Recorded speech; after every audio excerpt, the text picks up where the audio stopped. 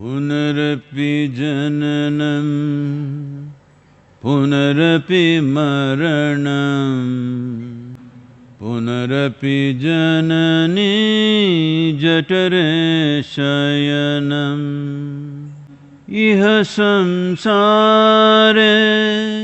bahudustare, kripaya pare pahi murare.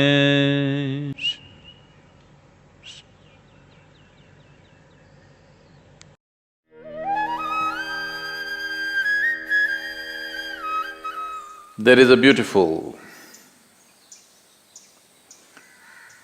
incident that occurred around Ashtavakra. When Janaka Maharaj, the emperor, became enlightened. A rare thing, an emperor becoming enlightened. It's not only a rare thing, it is a fantastic thing because an enlightened ruler means many things to the people. There is no better blessing. So when it happened, Ashtavakra, his guru, as gurus are known to be always difficult. When you just think you found your way, they tell you that's not it. When Janaka thought he's enlightened and this is it, Ashtavakra said, that's not it, you have to go back and rule the kingdom because you may not want it, that's not the point. The point is people deserve an enlightened king. So, Janaka, whenever he found time, he made his trips to Ashtavakra's hermitage in the… little deep into the jungle. So, Janaka making regular trips to the hermitage. Obviously, because gurus are lonely people, you know.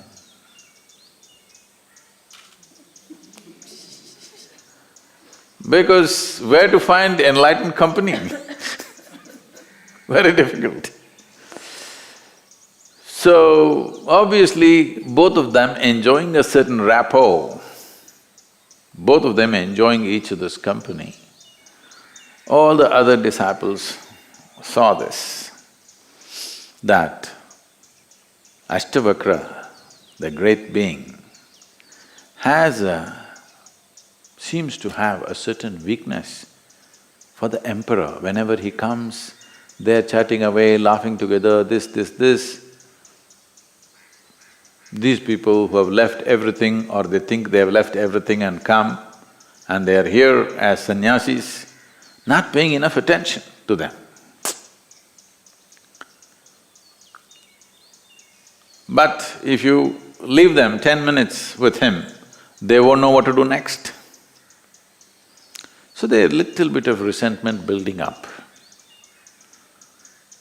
Ashtavakra is conscious of it, he let it build up, because every build-up is a possibility. Something should build up, then only you can do something. If nothing builds up, that means there are dead people around, not live people. If live people are there, something must build up. Joy must build up, love must build up, ecstasy must build up, or at least resentment or hatred or jealousy, something must build up. Something is building up means we can do something with them. Nothing. What to do with them? So he let it build up and then this incident occurred. Janaka also came and he was sitting in the satsang at the back. And as the Ashtavakra was speaking something, suddenly a soldier burst into the satsang and without even looking at the guru, he ran to the emperor. With a loud voice he said, "The palace is on fire. You need to come right now." Janaka said, "Get out of here. How dare you run into the satsang Without bowing down to my guru, you run here and shout some nonsense, just get out of here. And Ashtavakra continued with whatever had to happen. So Janaka just sat there, palace burning. Nobody's concerned here. There, of course, they're screaming, but here, nobody's concerned.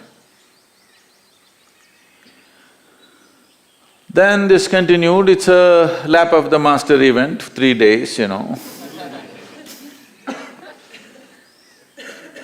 you feel your legs have had enough, it continues. Then it was going on and one of the boys who is helping around in the ashram ran into the satsang and said, a bunch of monkeys are playing havoc with these brahmacharis' clothes. The moment this boy said this, many of them got up and ran to save the clothing. What is their clothing? Not designer stuff, it is designer of course, but just a piece of loincloth, a piece of cloth. They ran to save those cloths and then they chased away the monkeys and recovered whatever they could and they came back. So Ashtavakra continued and then he said, here is an emperor, his palace full of wealth and people. Not only physical wealth, there are people, there are lives, people who are dear to him. Palace is burning, but he is concerned about breaking the rhythm of the satsang. You, who claim that you've given up everything in your life, for a piece of cloth, without even thinking you run out, without even looking at me, to save a piece of cloth. No, but we have only two, one we are wearing, one is there. The monkeys take it away, what do we do? So we are in a more needy situation than the emperor. Maybe emperor can build another palace, but we… Well, you could learn something from Adam. There are lots of Adam's underwears in the trees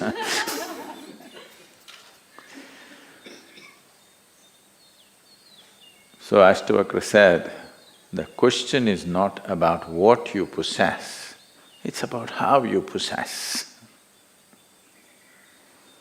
Even if you have a kingdom in your hands, you can hold it in a certain way. Kingdom is not necessarily outside in terms of wealth and people and money.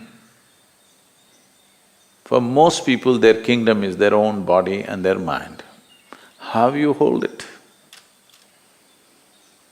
If you hold it one way, it will make you bleed with pain.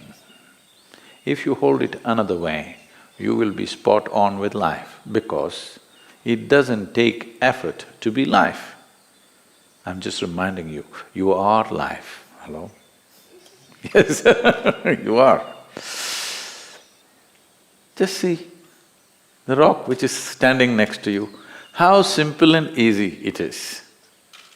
Yes or no? If you were not life, how simple and easy it is. This is why people want to drown themselves in alcohol and drug and excessive food and something else, or the toilet cleaning. Because in some way, you have discovered not being life is so simple and easy. If you're not very alive, it's so simple and easy, just sit somewhere like a rock. But when the moment of death comes, you know you are life pretending to be something else, otherwise you couldn't die. That will become a point of inflection. So, We want you to be conscious. This is the reason why I'm constantly reminding you, you will die one day, you will die one day. I'm not wishing death for you. It's just that without my help it'll happen. I'm confident about that. I don't have to wish you death. You anyway will die. So constant reminder of death is just this, to make you know your life. You can't go about like this rock. You can't go about like a mechanical creature who can walk and talk and do everything that you can do, but cannot be alive. That's an important thing. Is it an important thing? No, no, no. If I can do what somebody can do, that's all that matters. It doesn't matter whether I'm alive or not, isn't it? If I can do things as good as somebody else, if I can be as successful as somebody else, if I can possess what somebody else has or nobody else has, that's good enough. For most human beings, that's good enough. So, in many ways, unconsciously they have understood the solution for life is not to be life. But that's not a solution, that's a deception. Because no matter what you do, even if you die, that proves your life.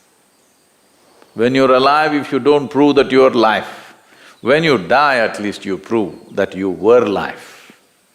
Yes or no? So you cannot escape this. Neither with tricks of life nor with death, you cannot escape this. So is it a trap? It is not a trap. It is a tremendous possibility.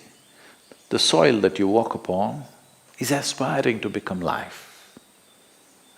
If there was no aspiration, it wouldn't stand up as a tree. There is… that which is not life is aspiring to become life. Otherwise, nothing would happen in the universe. Everything is aspiring to become life and become the peak of life. You can call this evolutionary process, you can call this whatever you want, but essentially everything that is not life is aspiring to become life. Everything that is life is aspiring to become a higher life. This is not a teaching, this is not a scripture, this is not somebody's ideology, this is the way. Life is always… this aspiration is there. The only way you can quieten it is by pretending to be not life or by getting enlightened. Both these things will do the same.